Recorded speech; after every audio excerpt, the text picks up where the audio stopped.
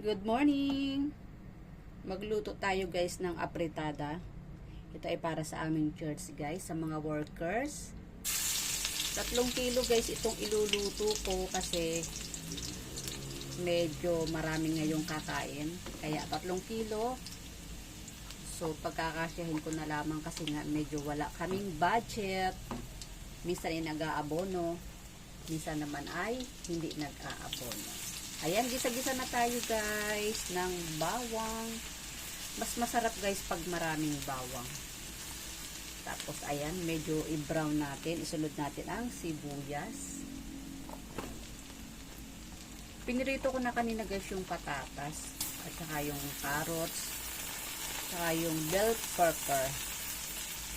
Mas masarap guys pag ganun yung ginagawa natin.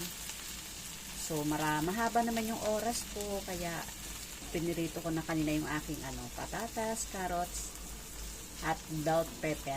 Tapos gigisa-gisahin na lang natin ito guys. Sunod natin ang ayan, kamatis.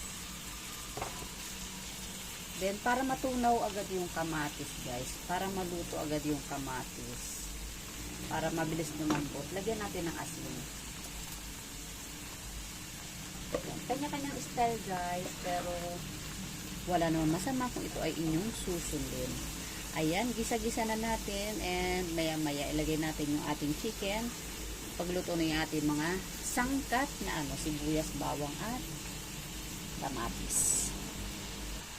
Ayan guys, ihulog na natin ang mga manok. Yan, lalagyan natin ng patis, syempre, paminta.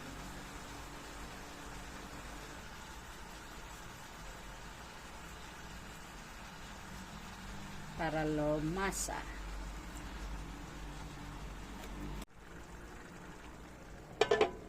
Ayan ang takip natin mga kalalabs. Ayan, pakuluin muna natin ng mga 30 minutes. 30 minutes.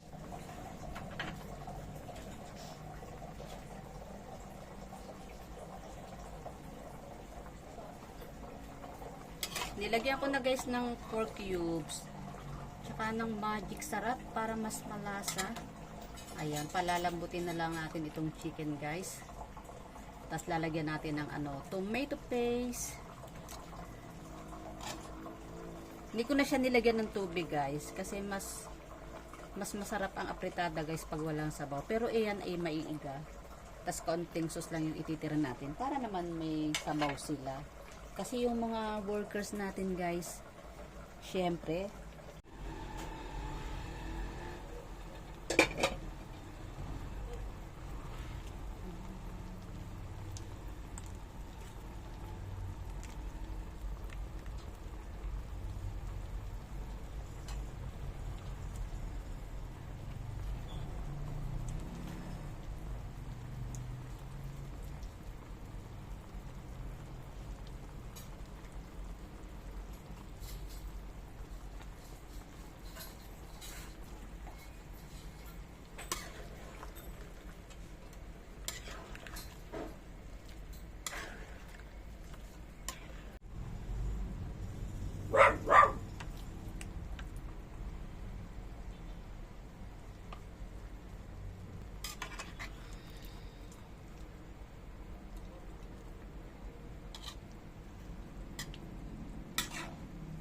yung tomato paste.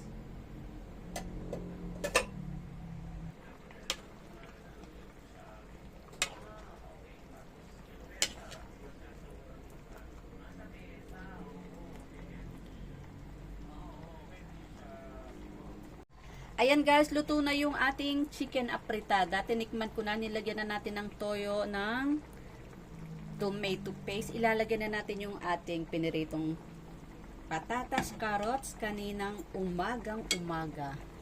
Ayan, para may lasa din yung ating patatas, carrots. Siyempre, ilalagay natin sa ibabaw para may sauce. Ayan, ang yummy tingnan mga kalalabs. At yung bell pepper pa ang nagpapasarap dito.